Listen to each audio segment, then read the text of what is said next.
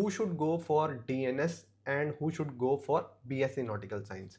तो कैंडिडेट्स जिनका financial stability अच्छा है, मम्मी पापा अच्छा अर्न करते हैं और डीएनएस के लिए अगर let's say 6 to 8 lakh rupees spend कर सकते हैं तो करना चाहिए। बीएससी नॉटिकल साइंस में लग जाते हैं ऑलमोस्ट 15 to 18 लाख रुपीस लग जाते हैं।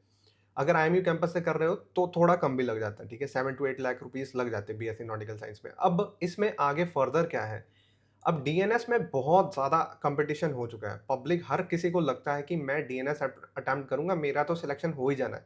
पर होता क्या है, कंपनीज़ के पास बहुत सारे फॉर्म्स आते हैं, ठीक है? अब फॉर्म तो आ गए, कंपनीज़ ने लेने हैं उतने ही कैंडिडेट्स जिनकी उनको रिक्वायरमेंट है, वो भी क्वालिटी। अब मार्केट में भर के रख रखे हैं कैंडिडेट्स, तो क्वालिटी कैंडिडेट्स बहुत कम है। अगर लेट्स से कोई स्टूडेंट आता है एमएनएम का, तो वो तो अपनी जगह बना लेगा, ठीक है? इनके साथ तो कम्पीट करना ही बहुत मुश्किल है। सेकंड इसमें क्या है कि जब कैंडिडेट अपीयर होता है तो कंपनीज उसका एक मेरिट लिस्ट बनाती है। अब मेरिट लिस्ट में जो कैंडिडेट सेलेक्ट हो गए वो आगे निकल जाते हैं डीएनएस के लिए।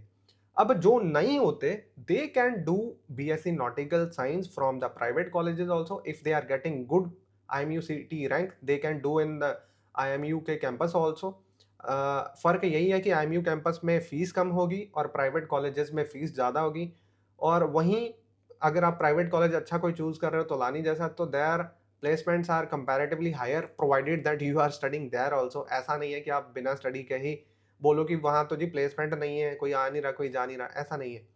तो अगर आप मेहनत कर रहे हो, चाहे वो डीएनएस में हो, चाहे बीएससी नॉटिकल साइंस में हो, आपको कुछ ना कुछ मिल ही जाएगा। कुछ ना कुछ इन द सेंस कोई तो अच्छी कंपनी मिल ही जाएगी। अब आपका इंटेंशन क्या होना चाहिए? किसी भी एक कैडेट का इंटेंशन क्या होना चाहिए? टू स्टार्ट हिज और हर करियर। जितनी जल्दी आप अपना करियर स्टार्ट कर लोगे, उतना बेस्ट है।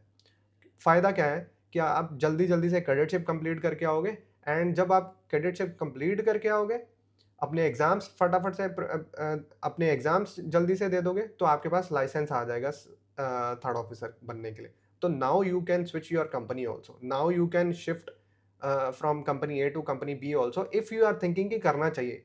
बट किसी भी कंपनी के साथ आप सेल करते हो, तो वो कंपनी ध्यान रखती है कि आपका नीड्स क्या है, आपकी सैलरी क्या है। तो फिर स्लोली आप इस लैडर को चढ़ते चले जाते हो। ये आपका इंटेंशन होना चाहिए, ऐसे ही आपको करना चाहिए अप्रोच।